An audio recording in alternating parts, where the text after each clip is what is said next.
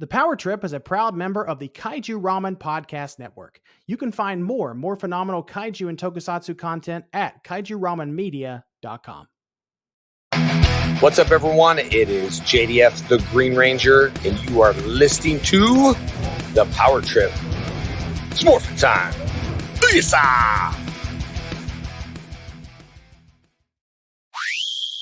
Taisaku Sentai, Pod Ranger.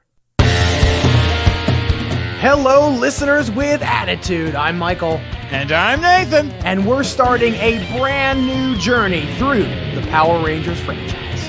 In today's episode, we're discussing the comic Mighty Morphin Power Rangers Going Green.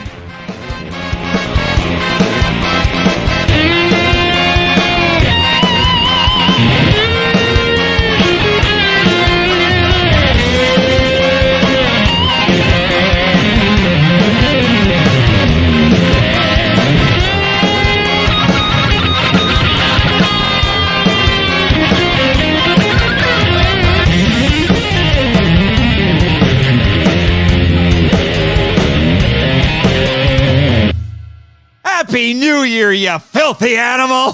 Happy New Year, you old motherfucker, you.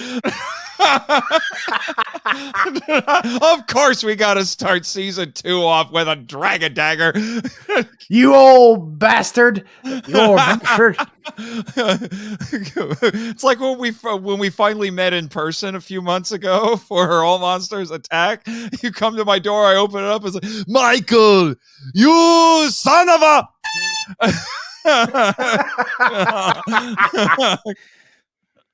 Oh man, it feels good to be back behind the mic though, doesn't it?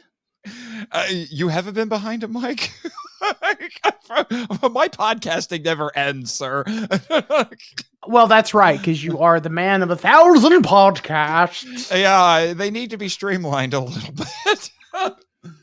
True. Well, we'll maybe someday. I don't know. We'll see. But I mean, somebody's got to single-handedly keep the Kaiju Ramen Podcast Network going at this point.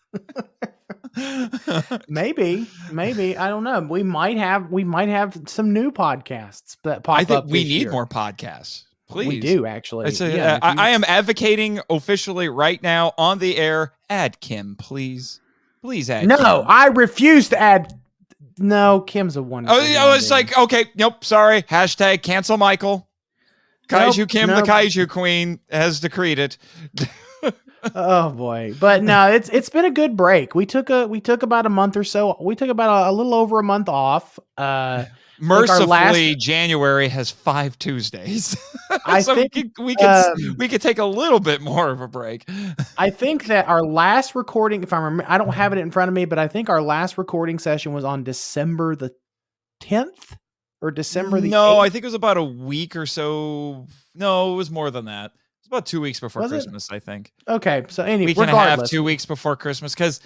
I mean, we did have some pretty fast turnaround with Alpha's Magical Christmas, but hey, we were both sugar buzzing after that, so we needed something to do with that excess energy. Yeah, for sure. But it just feels it's nice to have had a break. I'm glad. I hope you enjoyed your Christmas, and I hope you enjoyed your New Year. Well, of course I did, Michael, because you got me 2 very closely related Christmas gifts, the Snarky Bonehead and Podcasting for Dummies. Right. So I'm getting the message. I think I understand. I figured. Well, they go hand in hand because one is a bonehead and one is 4 boneheads. So there we go. It's genius, actually. It is genius. It was accidentally genius. Well, especially since there's a chapter title in the book called Go Power Podcaster.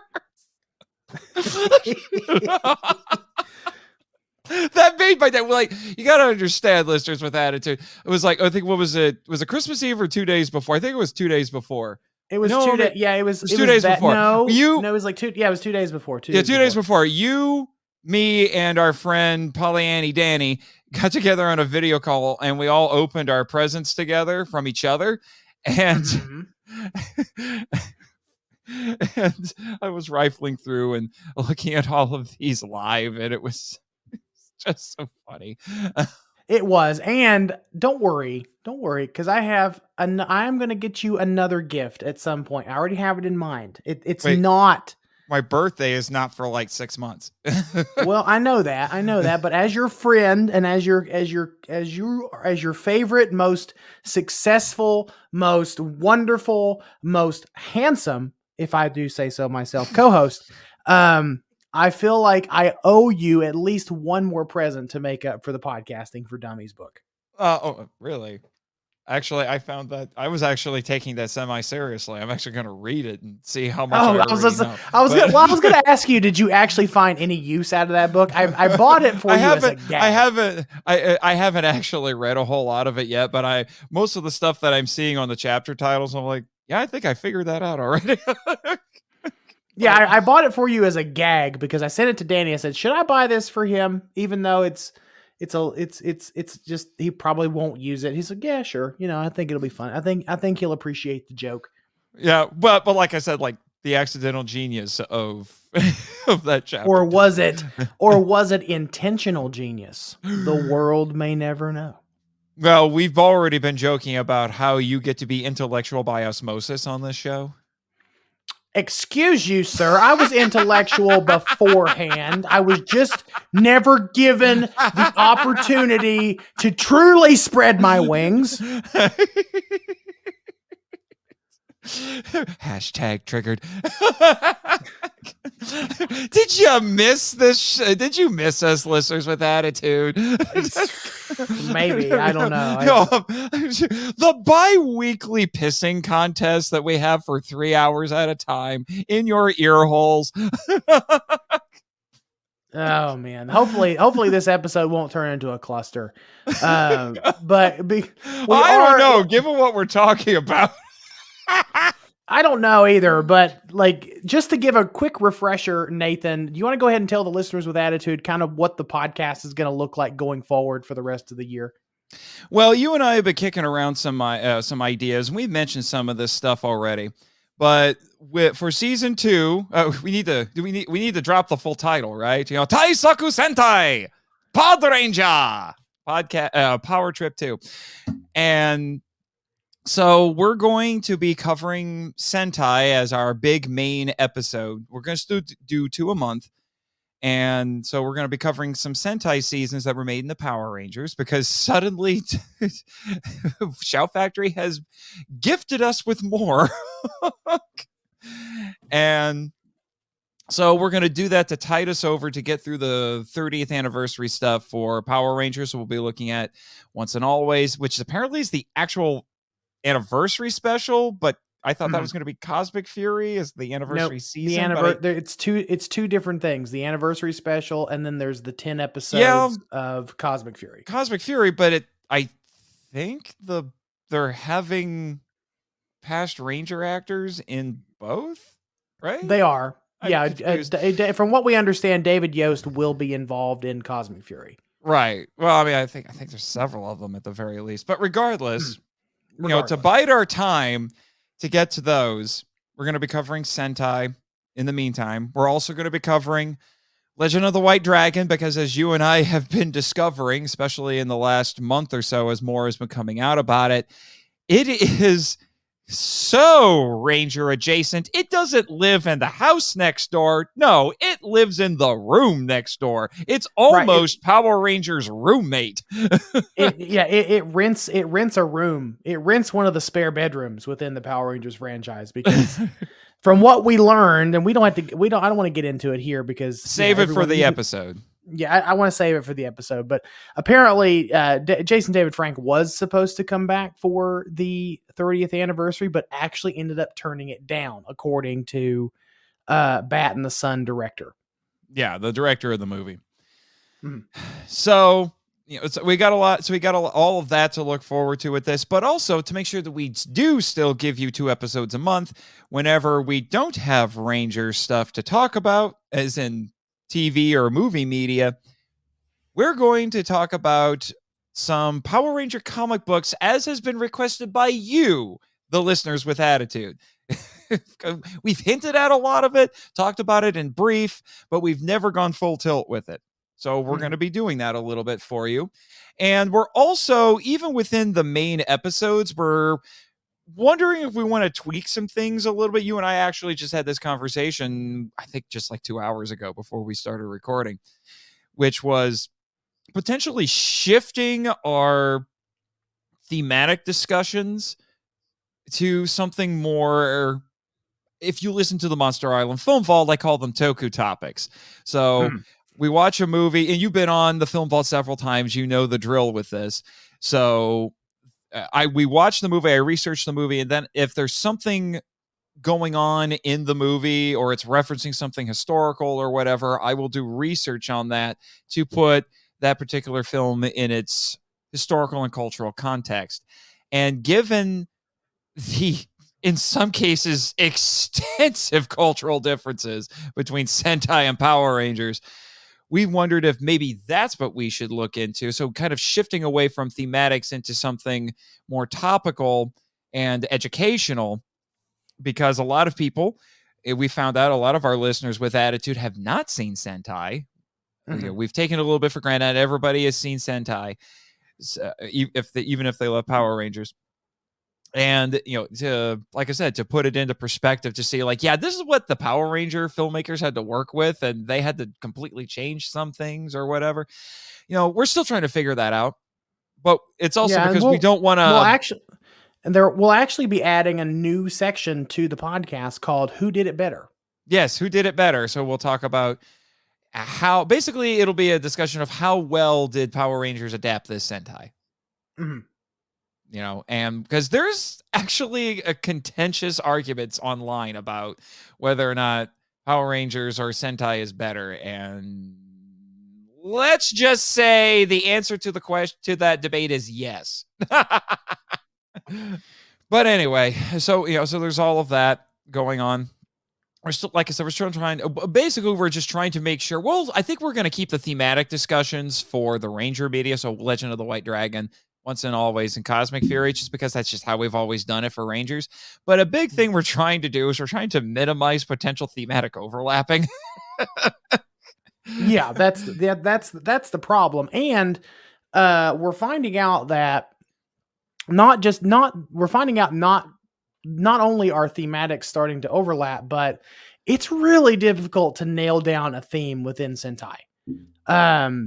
Sometimes. So it might actually be a little bit more of an interesting discussion to change that up and just do more of an educational section and pick a topic, whether that be historical, cultural, or otherwise topic.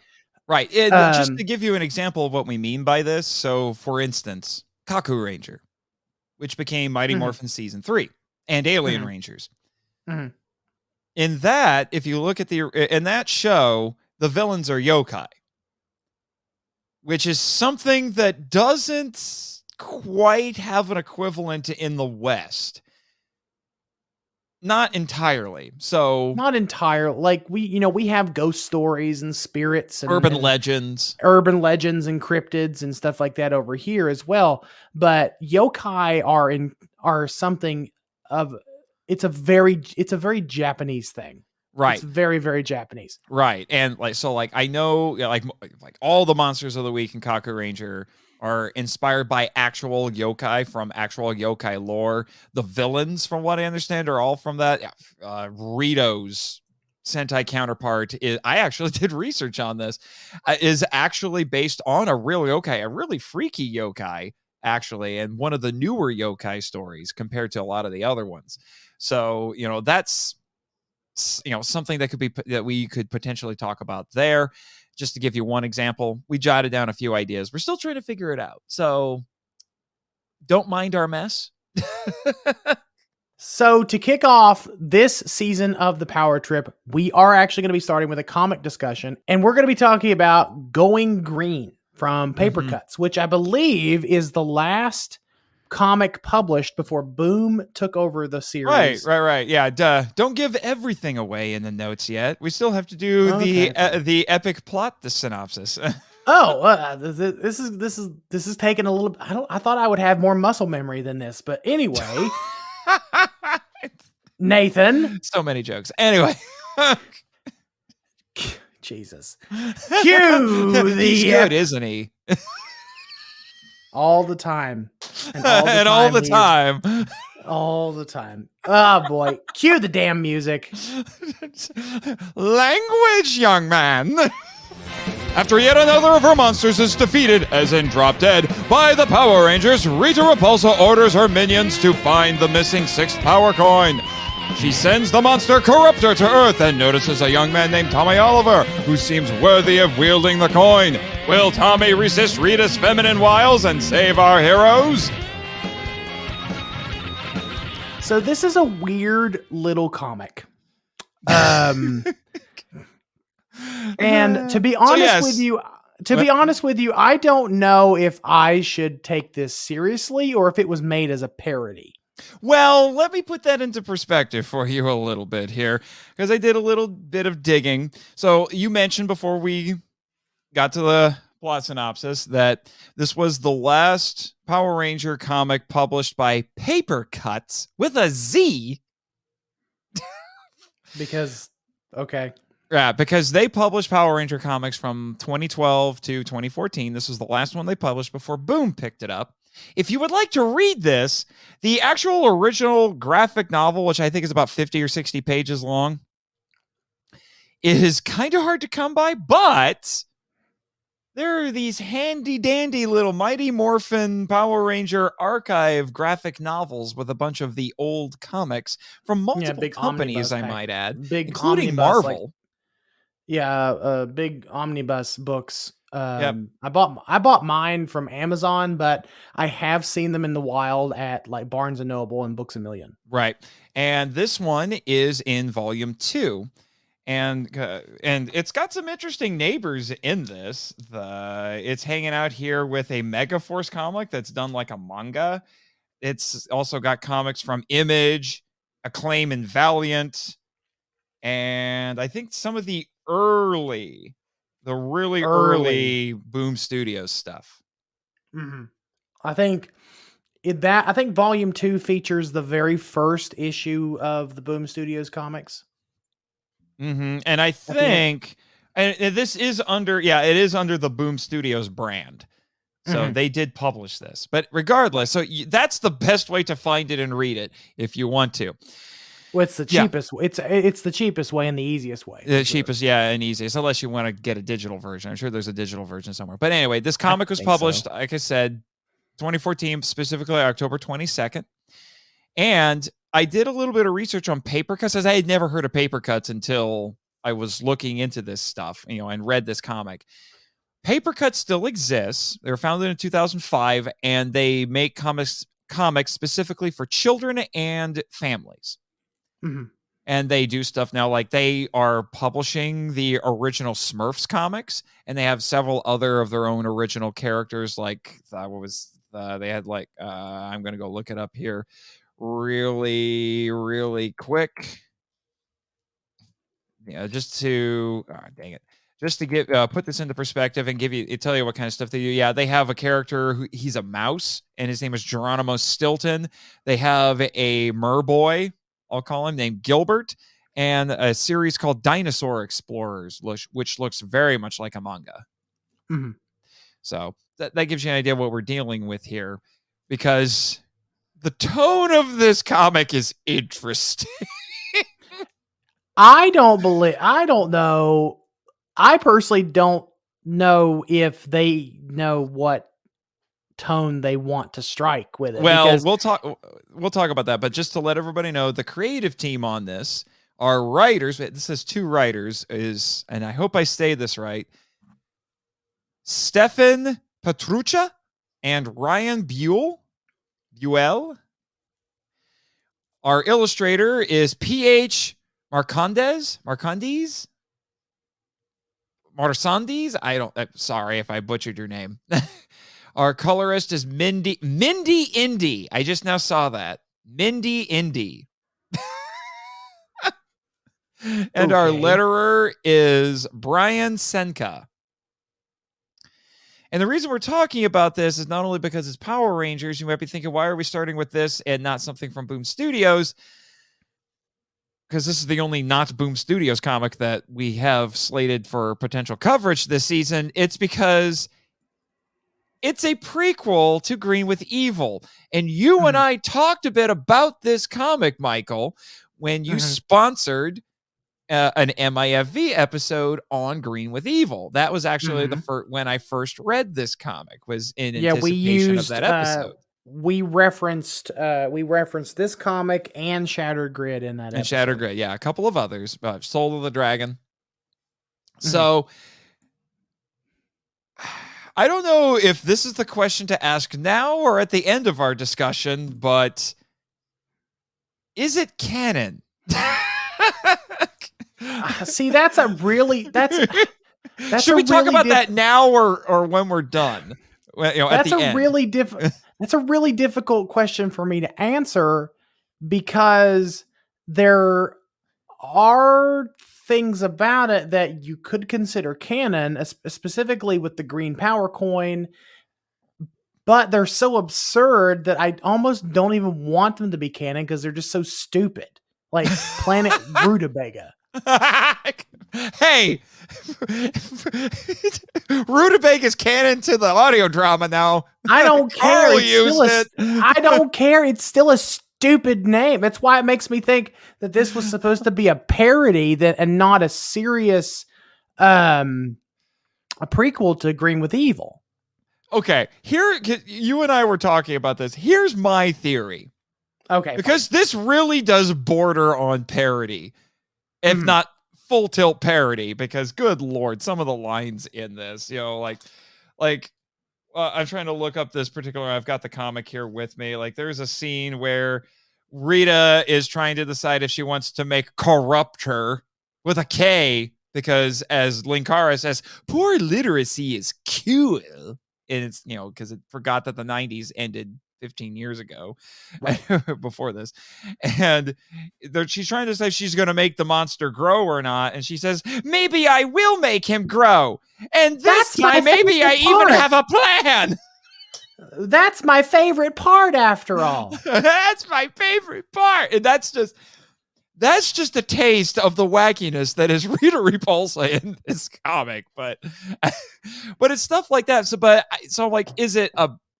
I don't think it's a mean-spirited parody by any means. No, I don't think so either. No. Yeah, but I'm like, is it a parody, a well-intentioned parody, or is this a creative team making what they think the show is or how they remember the show, but it's not really the show? Kind of like how people think that Captain Kirk talks like this, Spock, even though he never really did that. That's parody Shatner. Okay. That's not real William Shatner. I mean, I'm willing to give them the benefit of the doubt and say that they were fans of the show who were just making something based on what they remember the show being. Right. But because they weren't necessarily taking it seriously. Yeah. They weren't necessarily taking it seriously. Right. Because pardon me for trying to interrupt, but I was just trying to say I think this is arguably sillier than the show. Oh no, it is. It's very much sillier than the show. It's delightfully silly. I would say. Well, it's delightfully creepy and it's delightfully creepy. Okay, do we want to talk about that now or later? I mean, we're just having a free-flowing... That's what these comic discussions are about. They're just free-flowing conversation. Okay. Rita! What the heck is going on with Rita in this? Rita be horny in this one. She is... I have in more ways than one. I mean, I think Rita comes off as a very horny character. Incredibly full of herself. She's obsessed with her own reflection. She's got a Narcissus complex going on here, which is not necessarily out of character for her. No, it's not. It's not because she was a very vain character to begin with. Right, but it's just so funny when we cut to her palace on the moon. She's yelling at her minions like she always does, looking at her reflection. Then she just starts reminiscing about when she got the 6 power coin. This is why this is a big deal. This is how we find out, because in the show, she just has the coin. And that was a big point of contention. Not contention, but that was a big point of discussion for you and me, Michael, on the Film Vault episode, because our argument there, just to, the TLDR of that is we said that the theme of Green with Evil was the nature of evil because Rita just has the coin. She doesn't make a coin because we said evil by its nature can't create, can only corrupt what was already good. Exactly. It's a very Tolkien idea. So we find out in this is how she got the coin, which involved her trying to invade planet Rutabaga and fighting a wizard king named, was it Rootin' Tumen? Yeah. Rootin', yeah, the Rudy Tooty Stinky Booty guy. Yeah. Yeah. And then arranging a peace conference. Yes. And then going to the Desert of Despair and trying to steal the power coin from a rusty statue of Ninjor. From a Ninjor statue, yeah. A rusty one too. And then she has a beam clash with him, and then just the coin just magically falls into her hand, and that's how she has it. So, like as I'm reading that, I'm hearing the sound effect doink in my head as the coin falls into Rita's hand. Right. Right. But so that's just how it starts. So she's just randomly reminiscing about that. And it's and she's narrating the whole thing. It sounds kind of funny. She's like, I'm going to pretend to be an old sage. Oh, crap. I don't get to use my old man voice because the guy figures it out. The radish head figures it out. And, so she's smacking her minions around and yelling at them. It's like, send another monster. And then she sends down Corruptor with a K. If the theme wasn't apparent already. And he has acid powers. But we'll talk about Corruptor a little later. And then that are incredibly weak acid powers, but okay. Though they're not weak, they're inconsistent. Inconsistent. And then when Tommy kind of tries to help the Rangers fight him, Rita's like, I'm gonna go down there. I think I found because her minions asked her, why haven't you? Because she said, all of that stuff with Rootin' Tumen was 10,000 years ago. And she's like, and why haven't you used the coin yet? She said, 2 reasons, knuckleheads, because somehow they forgot about this, or maybe they just like giving Rita an excuse to talk. And she said, 1, I haven't found anyone worthy to wield it. 2, I lost it. Go find it.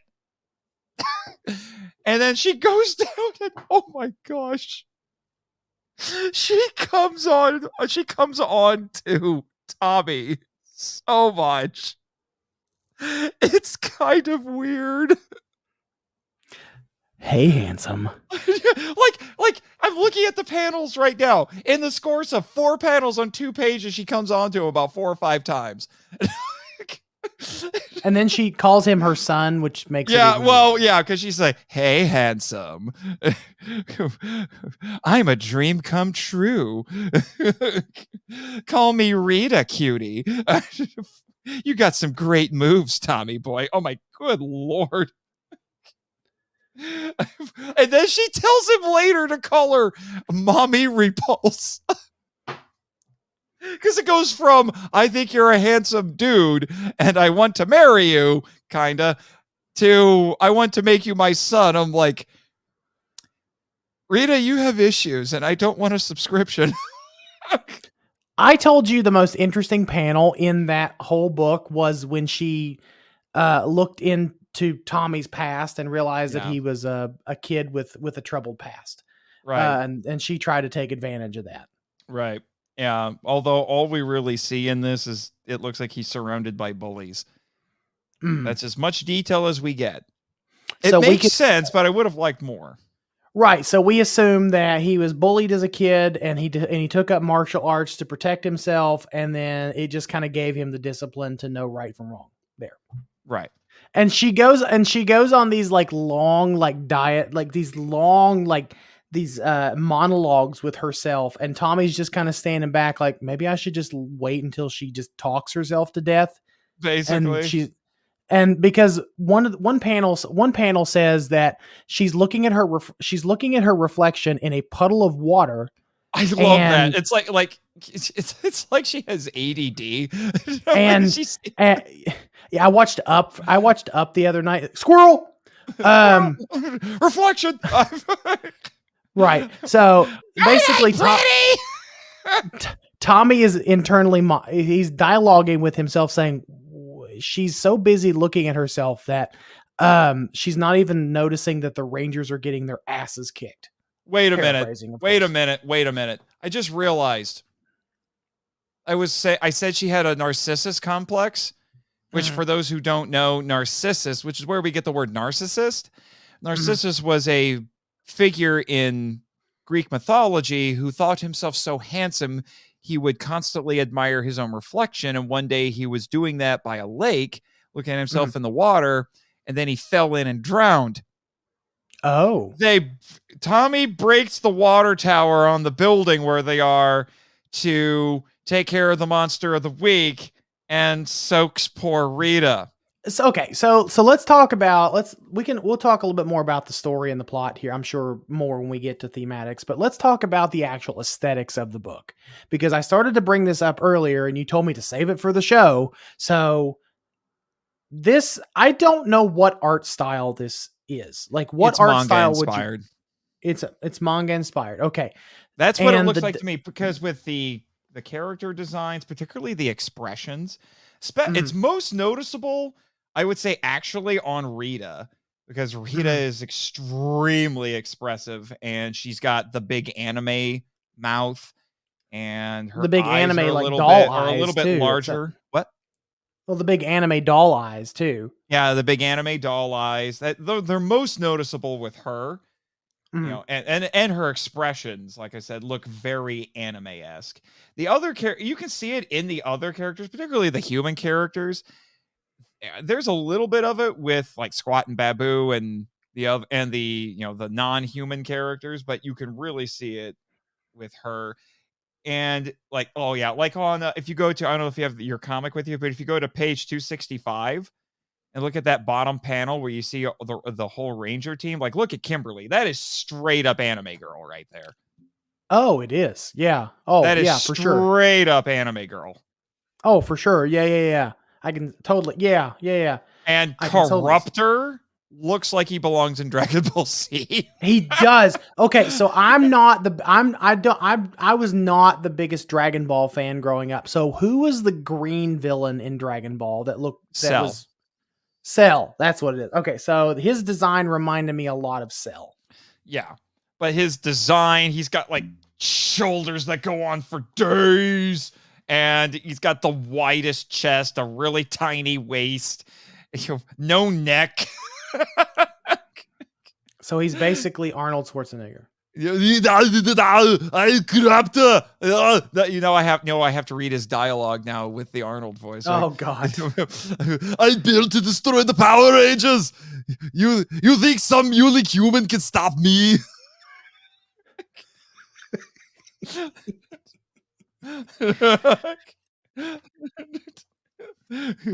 Make way for Corruptor!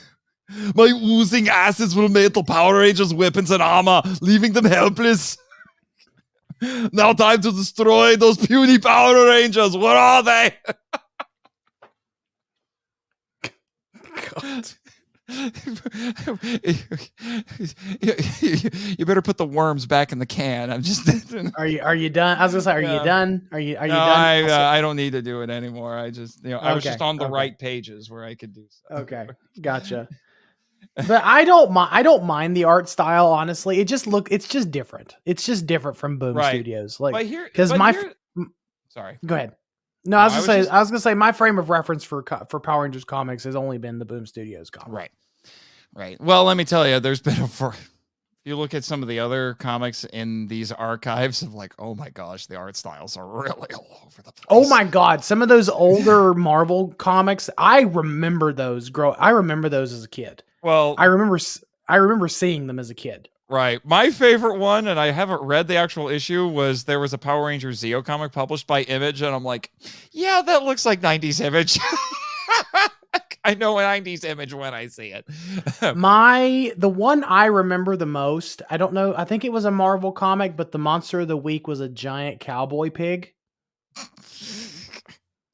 I don't remember. I haven't read all of these collections yet. I skimmed through it. I think that one might even be in volume 1, but I skimmed through them one day and I'm like, oh, I remember that growing up as a kid. Because I remember like they would publish, they would sometimes give you Power Rangers. Do you remember when cereal would come with comics?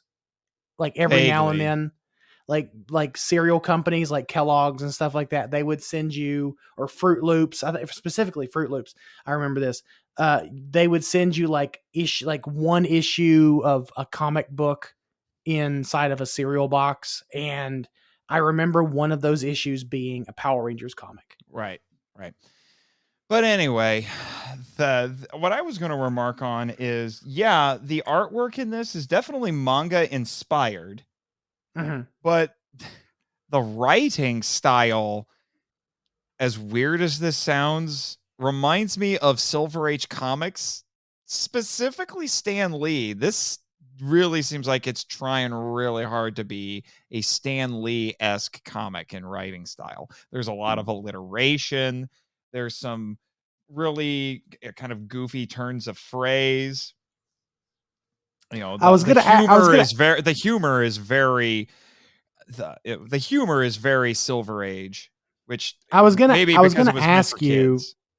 Well, I was going to ask you because you're more of a comic reader than I was, than I am even currently. But what makes this stand out as a Silver Age style comic to you? But you kind of already said that.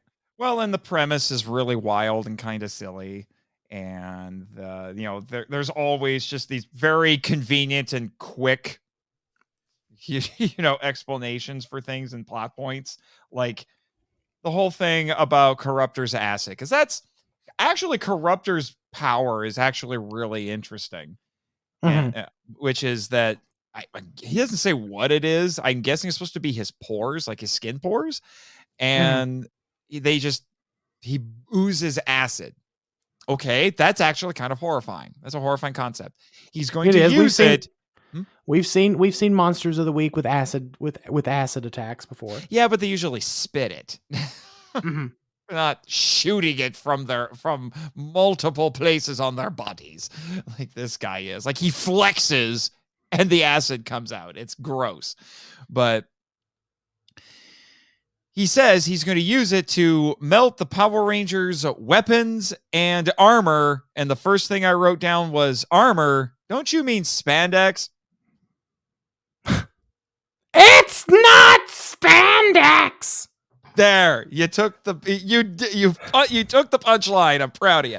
Anyway, but then Tommy, unmorphed Tommy, and that's the other interesting thing is Tommy never technically meets the Rangers in this.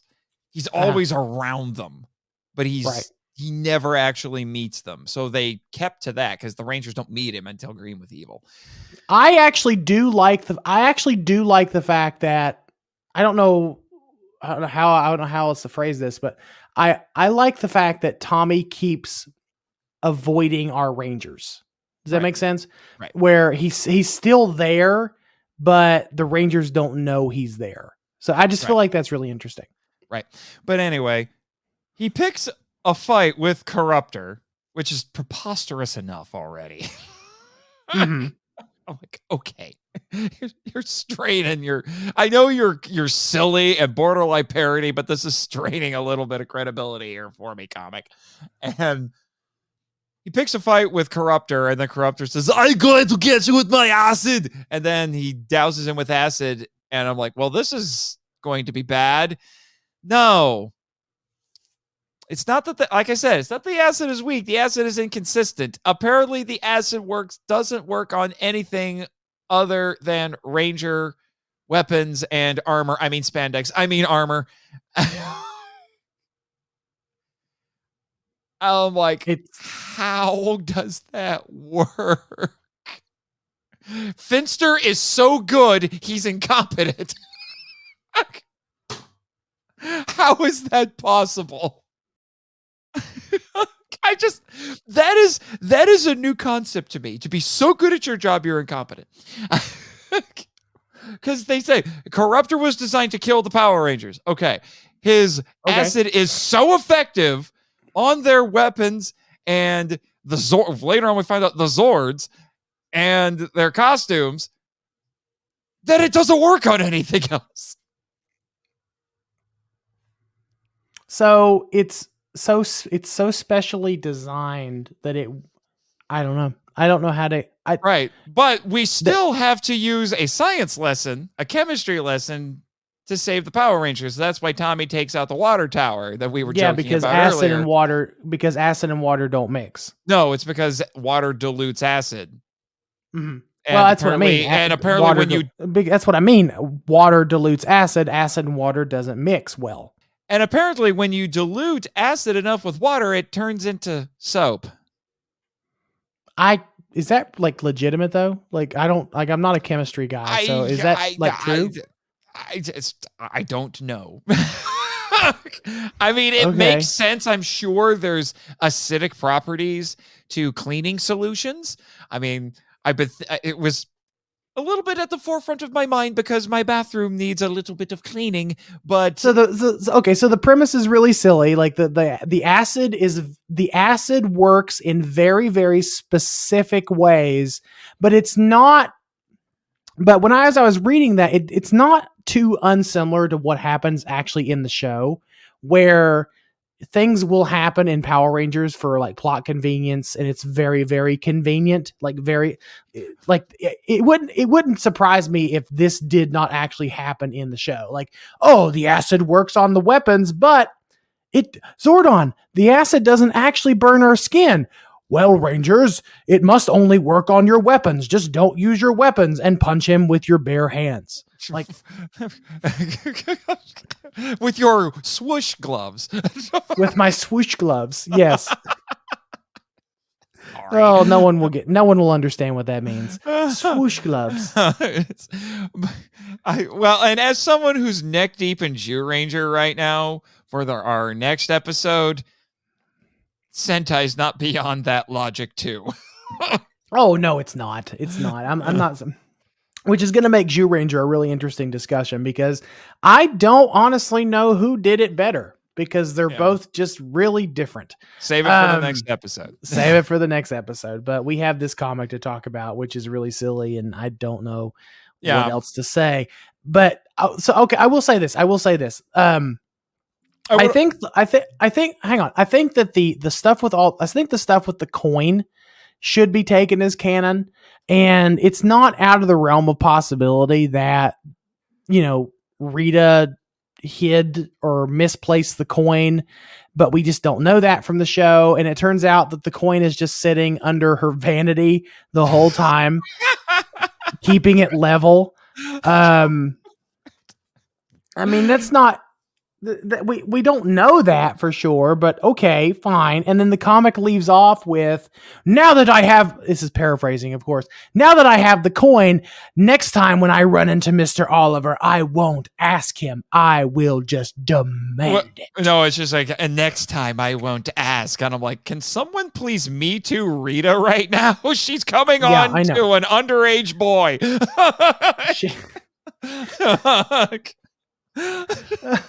Although she says on her planet that children become adults at age 6, and I'm like, how seriously do we want to take these? Okay, so here's the thing: you can't help it when it's written in such a way that it's almost like a double entendre. Okay, you can't help it.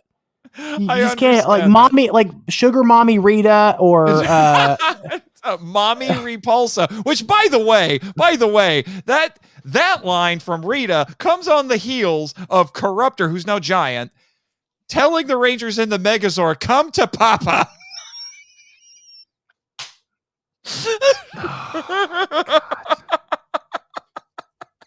Come to Papa. Come to Papa.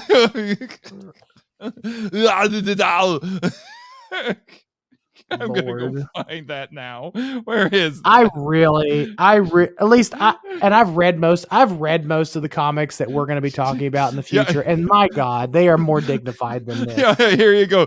Good. Now I can melt you into one big Megazord blob. Come to Papa.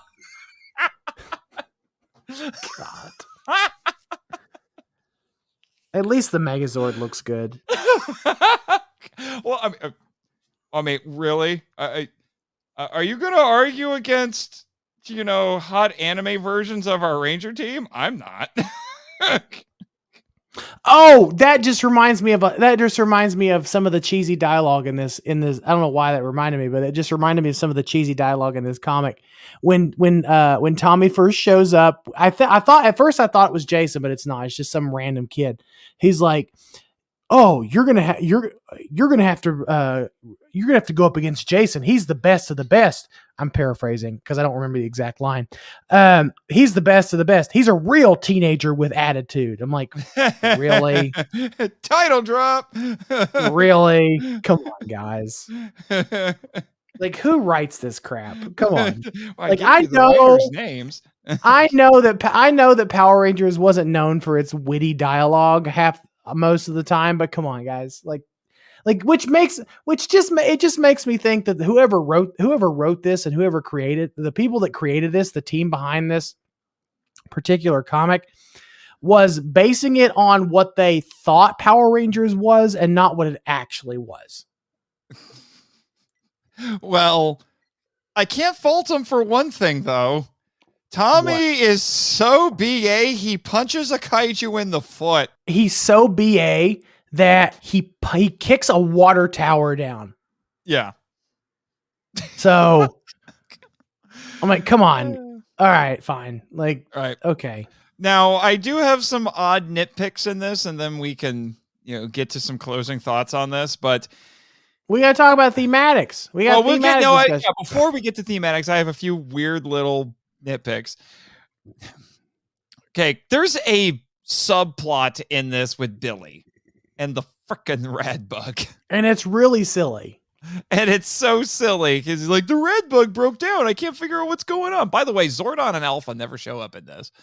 No, Zordon and Alpha. Like, I think they come through the communicators, but that's it. Yeah. They talk to Zordon via the communicators, but we don't actually see Zordon. Yeah, but the teleporters broke after they fought a monster at the beginning, which, okay, here's the first one.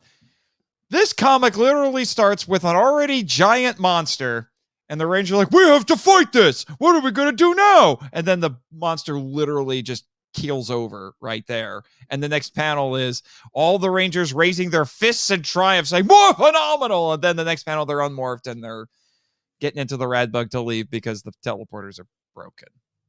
And I'm like, what? Talk about establishing a tone very quickly. That was like 4 panels. Nice job, I guess. But so there's this whole thing going on with the rad bug, and he's like, Billy keeps getting distracted the whole time. He's like, what's wrong with the rad bug? What's wrong with the rad bug? And then he thinks of corruption. Oh, my spark plugs are corroded or have corrosion. And I'm like, corruption, tomato. But anyway, so this one I can kind of forgive a little bit because I think even I've made this mistake, but they describe Corruptor's superpower as acidic Niagara Falls. They spelled Niagara wrong. Oh, I mean, Niagara is not the easiest word to remember how to spell. I've screwed that one up. Yeah, they forgot the second A. It's supposed to be Niagara, but they spelled it Niagara because that's how people tend to say it. Right. It's an English. Well, it's not just an English thing. It's just a spoken language thing. That's an innocent typo. It's an innocent typo. But you know what is not quite so innocent? They couldn't even spell Tommy's name right. Oliver, not Olver. Oliver. Tommy Oliver. Yeah, it's on the bio. It's on the bio page in the comic. Maybe we've actually been saying it wrong this whole time.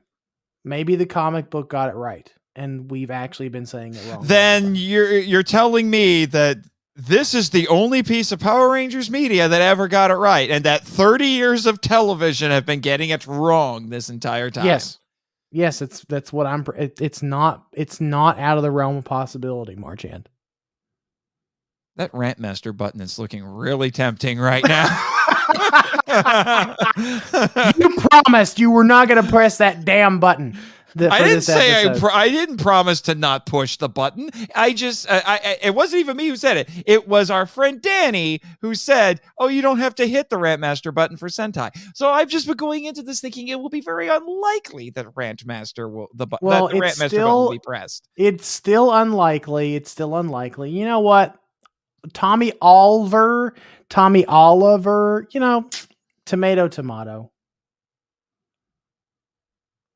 And then, but then the other one that was quite silly was it said that he was one of the few unpowered humans capable of whining against the putties. I mean, Tommy was a sensitive soul, and he was kind of a whiner. But hey, if that's the case, then they spelled whining wrong. They forgot the H.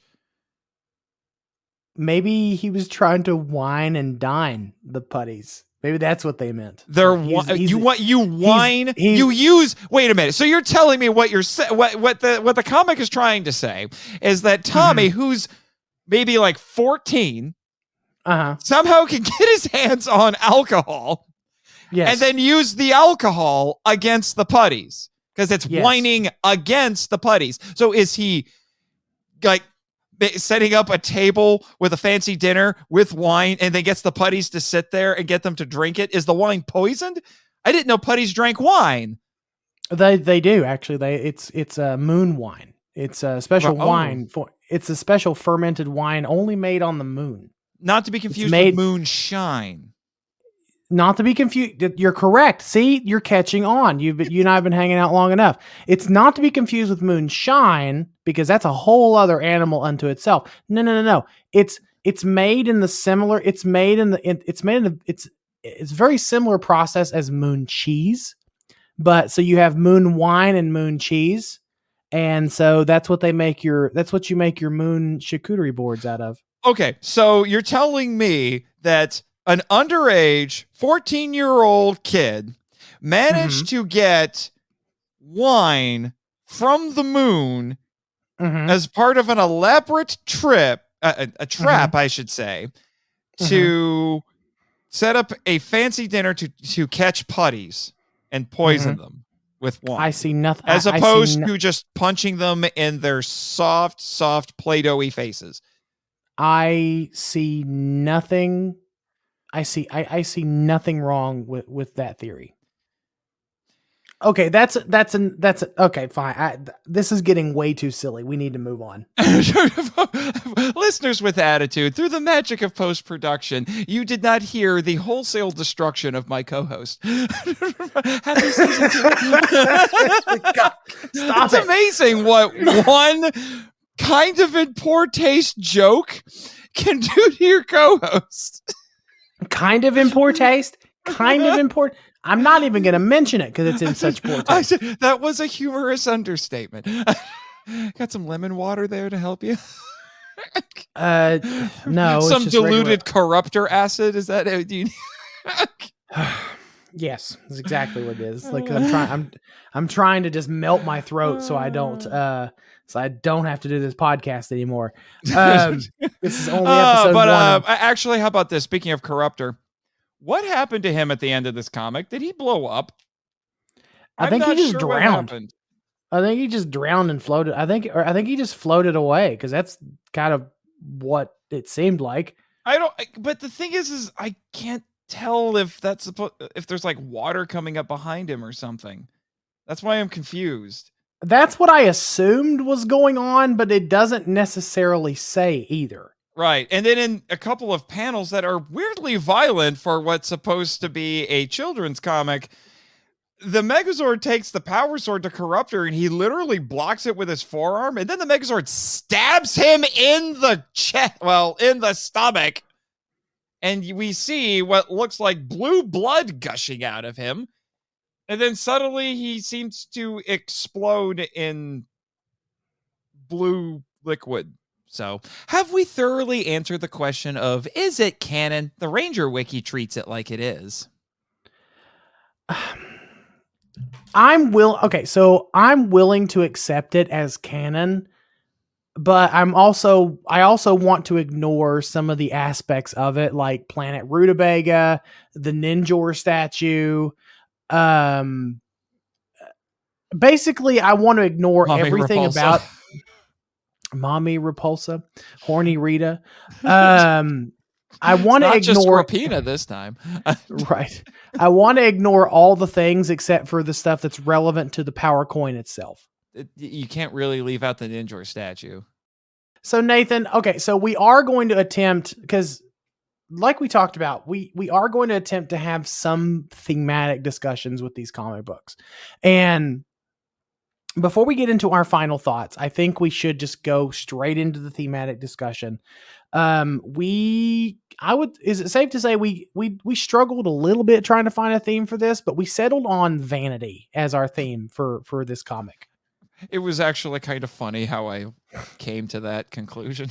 It was. Do you want to tell the listeners of the Attitude how you actually came to that conclusion? What was funny is you were texting me a couple hours ago and you're like, I'm thinking maybe the theme for this could be Destiny, but I don't know. And then I'm looking at the parts like, okay, so we got which is a much more Repulsa dignified here coming on to Tommy, trying to which is a tempt him. much more dignified theme than this comic deserves. Just throwing that out there. Yeah, and she's trying to tempt him to the dark side, Yes. She's a Delilah to his Samson, that sort of a thing, and which is a very common thing in literature, going all the way back to the ancients. We talked about it in the hero when I've talked about the hero's journey. There an aspect of it is the temptation of the woman. Something to. It's not always a woman, but it's something to take the hero off of his path, lure him away. And then I'm like, well, okay, can I use that as a starting point to bounce off of other things? And then that eventually led me to wait a minute. Rita is doing that because she's really full of herself the whole time. And she's coming on to Tommy. The Rangers are kind of overconfident at the beginning. Corruptor is really full of himself too because of his muscles and his acid powers that turn out to be too selective to work. I'm like, oh wait. And then I started thinking about Rita's always admiring her reflection, and then she looks at herself in the mirror. It's like, wait a minute, full of herself, looking in the mirror, vanity. Because that's another name for a mirror. Yep. I was proud of myself. Yep. Yeah, then what happens at the end? We find out where's the power coin been this whole time. It's been sitting under that damn. It's been sitting under that damn mirror the whole time. Yeah, Squat used it to prop up the vanity to make Rita happy. Which begs the question: why would you use that? Because Squat's not. I mean, I'm gonna assume he's not this stupid. That have you watched Power Rangers, sir? I have. I'm just gonna assume that Squat's not that stupid. That it's like, oh, this thing that looks like a power coin, it could be important. Let's use it as a leveling tool for a mirror. Unlike you, I am totally willing to believe that Squat is that stupid. Maybe not Babu, but I'm willing to believe Squat's that dumb. The equivalent of folding a piece of paper under your desk chair to keep it level is what this is what that is. I think the coin's a little thicker than that, but it's probably like a little wobble, like the slightest wobble, and then he puts it under to fix it. Regardless, so vanity, all is vanity. Vanity, as Ecclesiastes would say. But yeah, it's most obvious with Rita when you could say that the story she's reminiscing about, you could say Rita's an unreliable narrator because she's trying to make herself look better. So maybe some of that isn't entirely true. Maybe, but she is in possession of the coin, so it has to be true on some. But it has to be true. So it has to be true on some level. Right. The devil, as they say, the devil is in the details, and some of the details may have been fudged, but yeah. Right. And then so that's the most apparent one. She's constantly distracted by her reflection. She thinks she's so wonderful that she can just walk up to Tommy and be like, "Ooh, I think you're cute." And then, "Oh, wait, how about I make you my son?" It's just, and ultimately she's undone by her vanity. She's standing around talking about herself all the time, and it's so confident in everything, and then Tommy uses that as a distraction to break a water tower and flood everything, and then, like Narcissus before her, she ends up dunked in water. She managed to avoid drowning, good for her, but and to some degree it's almost the same way with our Rangers, where in the Billy subplot, where it seems as though Billy is more concerned with fixing his rad bug than helping the Rangers defeat the monster. Right. And then Jason has to keep him on track. Yeah. Mm-hmm. And the only one who really seems to be displaying any humility at this point is Tommy. But and then I guess to a certain extent, Corruptor kind of gets his comeuppance because, good Lord, he thinks he's the best monster of the week ever. I mean, it's really funny to me that Corruptor was defeated by water, so he was washed clean. So he was water in water in a lot of literature is used as a symbol of purity, purity, or a lot of times also life. It has a cleansing effect. But in Corruptor's case, it diluted his corrosion. His very selective corrosion. His very selective corrosion powers. Yes. Yes, quite. There's the first yes quite of the year. First yes quite of the year. But yeah. So, there's I definitely see a duality of vanity and humility in this. Yeah. Whether that be the vain people are humbled in some form or another, or you have Tommy who's just starts off humble. And just like we talked about in the Green with Evil episode.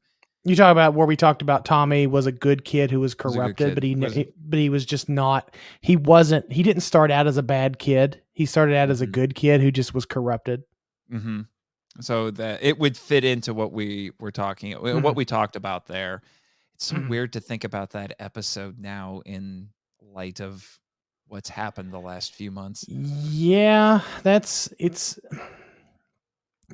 a lot of things now that I don't want to dwell on it too much, but there's a lot of things now. You look back at past episodes of Rangers, and even if you look back at this comic, like Tommy in this comic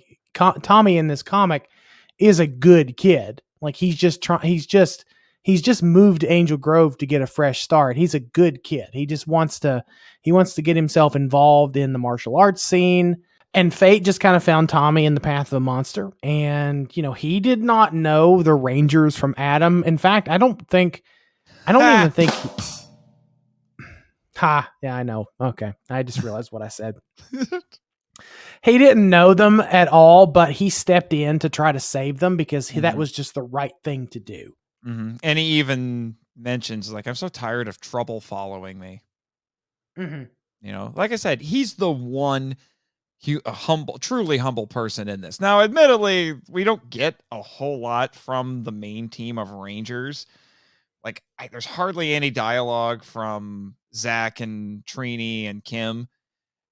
We get some from Jason, a fair amount from Billy, but that's it. So that's about it, because this is a very Tommy-centric story, which I understand. To try to salvage what is a really ridiculous comic, do you find this comic to be tragic in light of what we would see the character evolve into later? The character of Tommy Oliver? The character of Tommy Oliver, yeah. I don't know what do you mean by tragic? what I should ask. That the character started out with such good intentions. He moved to Angel Grove to get a fresh start, and Okay. he are you did. Go ahead. I was just say, are you asking if it enhances the Green with Evil story? Does it? Yes. Does this enhance the Green with Evil story? I think Does so. it do its job? Does it do its job? I think it does.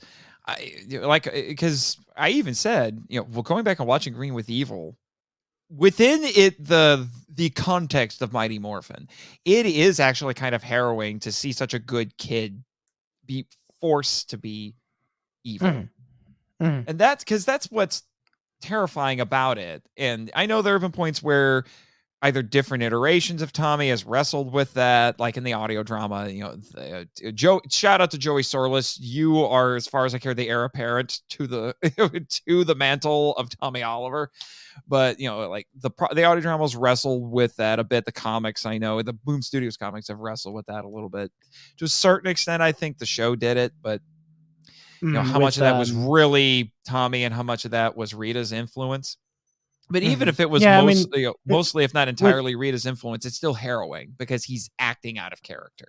Yeah, it totally did. And it just, I think that this, like I said, this comic does do its job of being a good, not perfect, but a good prequel to Green with Evil and that whole saga. It is at least nice to know how Rita came in possession of the Dragon Coin, no matter how ridiculous it is. And we quoted Ecclesiastes earlier, but Proverbs famously said, "Pride goes before a fall," and I think this is a good example of that. It is. Our hero Tommy is taking advantage of the vanity of the villain, which is sometimes overplayed. It's a little bit of a joke now about how cocky villains get, and they sit around and brag about stuff, and then the hero uses that to his advantage. But I think that I think it works. I just watched The Incredibles for the first time in a long time the other night, and I think caught The me Incredibles monologuing. Yes, yeah, that's exactly what I was thinking of. Like, you caught me monologuing. Good for Tommy you. Caught Rita monologuing. Exactly. It's like you said, it's become a little bit of a joke. It's become a little bit of a self-aware joke within superhero franchises now. Right. So like I said, this comic is harmless. It's incredibly silly, probably sillier than the show itself, but it's highly entertaining. And I think it's a pretty decent prequel to Green with Evil. We can debate the canonicity of it all day if we want to. Let us know what you think, listeners with attitude. Have you read this comic? If you have, what's your opinion on the canonicity of it? Please let us know. But Michael, to kind of finish out this part of the conversation, you hinted at it, and I did want to bring this up because, we haven't gone into a lot of talk about Jason David Frank since the news. I think we've only had a couple of recordings that were after that. But yeah, we didn't touch on it. We didn't even touch on it too much in the finale, honestly. Yeah, and I think we kind of talked about it with Alpha's Magical Christmas, but briefly, but did his death affect your reading of this comic this time? Because I think this is the first time that both of us have read it since he passed. No, and this sounds really awful, but no, not really. Not really. Because I think there is such a clear separation between Tommy the character and JDF in this particular comic that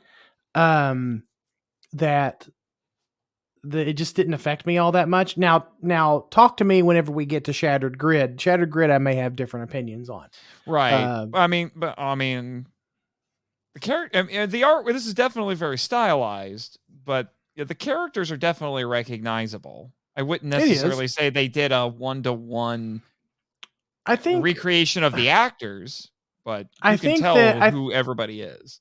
I think the weirdest part about all this is knowing that JDF is not here anymore, and that character, like the character of Tommy Oliver, has to now live on in things like these comics and, past episodes of Rangers. Like, that's the weirdest part to me now, because we talked about this on the live stream, that you always just assume that your heroes are still going to be around, but sometimes stuff happens. Like, sometimes tragedies happen, just like with JDF.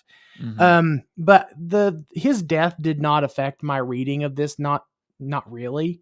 I didn't go into it thinking, oh, JDF is gone now and this is going to be really sad to read. No, it just didn't affect me that way for some reason. I don't know if it's because I've just had time to process the whole thing, and it's, I can take things at face value now. I don't know. But yeah, it just didn't bother me all that much. Did it bother you? No, it didn't. And as weird as it sounds for me to say this, I think that's a good sign. I said before, I think it was on the live stream. I don't think I've said it anywhere else.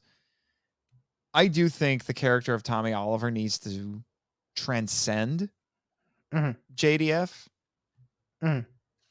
Just like any truly iconic character, I think needs to do that. That's why I'm such a huge advocate for Joey Sorless from the audio drama.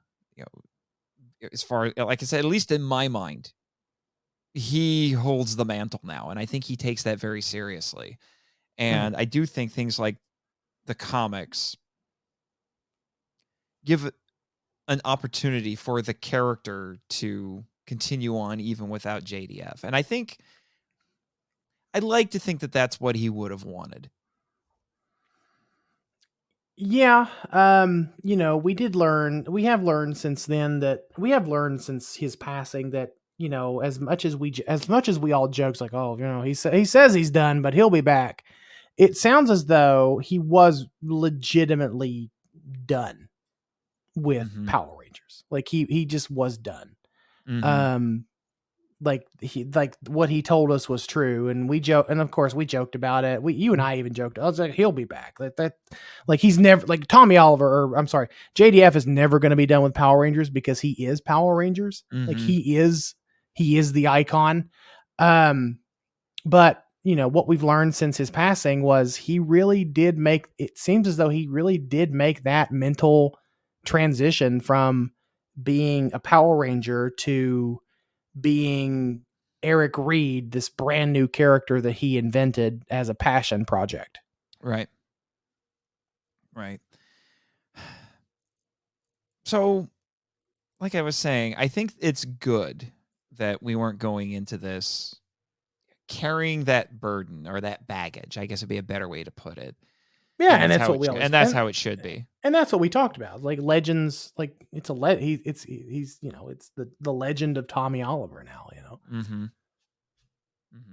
What that means for the character going forward, I'm not entirely sure. But I don't know. I hope. I think it might live on in the comics. They may kill him. They may kill Tommy Oliver in the comics and let someone else take the mantle. I don't know. I'll be anxious to see what Hasbro and the team working on Power Rangers now does to honor JDF, because if they don't, I think that if they will in some way, it may just be a black splash screen saying "in loving memory of Jason David Frank," but we'll see. I have no idea what they have planned. Yeah. We may as well get this out of the way on the season 2 premiere, because I'm sure we're going to be talking about Tommy and Jason David Frank a lot this season. It's going to be a little hard to avoid. It is going to be a little hard to avoid, but I don't want to dwell on it. I don't want to dwell on the negative too much, because I think we appropriately honored his death and we honored his memory during that 5-hour live stream. Not quite 5, but close enough. 4 hours and 50 minutes. It was like 10 minutes shy of being a 5-hour episode. It's the only 5-hour episode you're getting, people. Well, we'll see. I don't know. We have Die Ranger to talk about, and we have not one but 2 guests for Die Ranger. One of whom is notoriously long-winded. Very long-winded. Very. If you thought very, I was long-winded, people. Yes. That person who shall remain nameless, because it'll be his first time on the podcast. He will have completed, well, not the trifecta. It's just like he's completed the hat trick. He's been on all of our podcasts. Yes, he's the Grand Slam champion of all of our podcasts. He's been waiting for this for a long time. But anyway, I think but speaking of next episodes. Yeah, I was gonna say we're vamping a little bit here. Yeah, we're vamping a little bit. We're not giving out awards for these. No, sorry to disappoint. Not for the comics. I think we wanted to keep the comic discussions a little bit more casual. No Morphin time. I don't think we need Morphin time. But nah, I don't think we need Morphin time. I will say though, before we get into what we're going to be doing next episode, but I will say this: if you haven't read this, I recommend you do, but just know that it's going to be on the sillier side, honestly.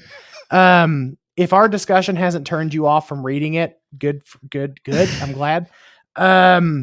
But you can find this out there. Like we said, it's in that big Boom Power Rangers Archive omnibus.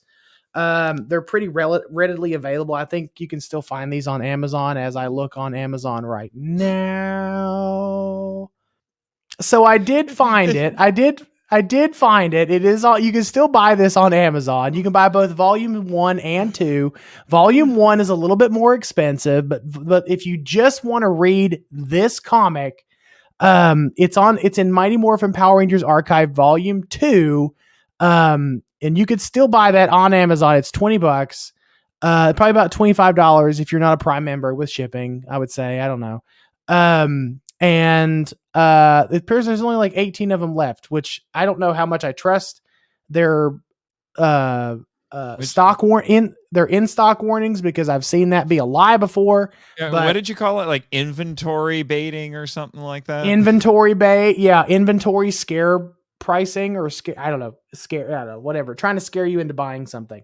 But yeah, you can still buy this. I recommend you read it. If you want an in-canon backstory of how Rita got the power coin, the dragon coin, sure, spend the $20, buy the omnibus, you get a bunch of other comics with it, and you get Going Green as well. So there you go. It's fine. I don't regret reading this. I don't regret discussing it, but I'm flipping through it. There's a Turbo comic in here.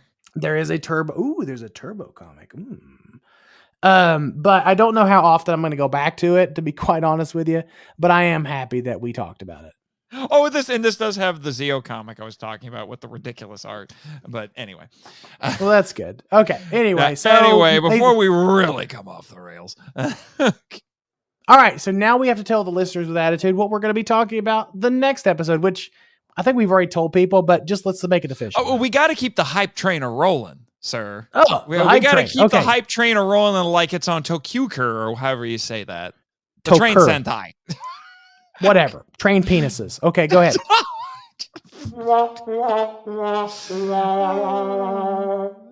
You're working that PG-13 hard there. But, oh crap. Anyway, we're talking about Zyuranger. We're starting our Sentai coverage in the next episode, which famously became Mighty Morphin Season 1. And just to reiterate, we're only going to be covering the Sentais that got made into Power Rangers this season. So we're not going back to Jetman. We're not. Right. We're not going back to Jetman. We're not going back to Five Man. We thought about it, but then Shout gave us more. Yeah, and then Shout dropped Abba Ranger and then Deca Ranger and all the other Rangers. So yeah, we're just gonna stick with what we're just gonna stick with what Shout has released and what has been made into Power Rangers. And the reason why we're only sticking with what Shout has released instead of there are places on the internet you can watch Sentai. The reason why we're sticking with Shout is we want you guys, the listeners with attitude that have never seen Sentai, to be able to easily follow along with us. So you can support the legitimate releases so we can get more, because the legitimate releases more easily get into the hands of more people. Right.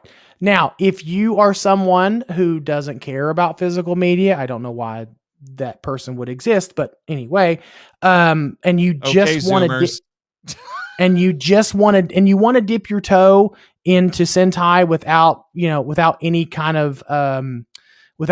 of risk, I guess. They are available. What we will be talking about is available on Tubi. So, and Tubi is a free service. If you don't know about Tubi is a free app. Go down for Shout Factory TV. It's Tubi. It's TUBI. I as in I guy. No, it has an E. Whatever. So it's Tubi. I don't know. Anyway, so go watch it on Tubi and follow along with us if you haven't seen it. If you haven't seen Zyuranger, that'll be our next episode. Yes, where we won't see Mommy Repulsa, but we'll see Mommy Bandora, which is actually more literal than you would think. We'll get there. 2 words, Sentai Thrax. Over 9,000.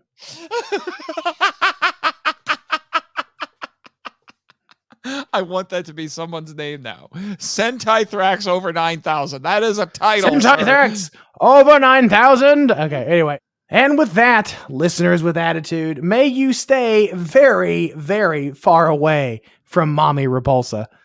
And in 2023, may you resolve to make your muscles so big at the gym that they ooze acid. And may the power protect you. Thank you for listening to The Power Trip, a podcast produced and hosted by Michael Hamilton and Nathan Marchand. If you'd like to send us feedback, email us at powertrippod@gmail.com. Follow us on Twitter, where our handle is @ThePowerTripPod, and join our official Facebook group, Power Rangers Legacy.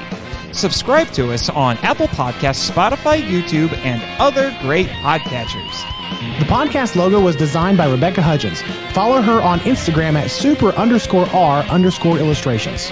Our theme song was created by JP Gant. Follow him on Twitter at HomebrewedSD. We also use tracks from Super Sentai Complete Works 30th Anniversary album. All film and audio clips belong to their respective copyright holders, and no infringement is intended or implied. The Power Trip has no association with Toei Company Limited, Saban Entertainment, or Hasbro. Please rate and review us on Apple Podcasts, Spotify, or Podchaser to spread the word about the show. And until next time, see ya!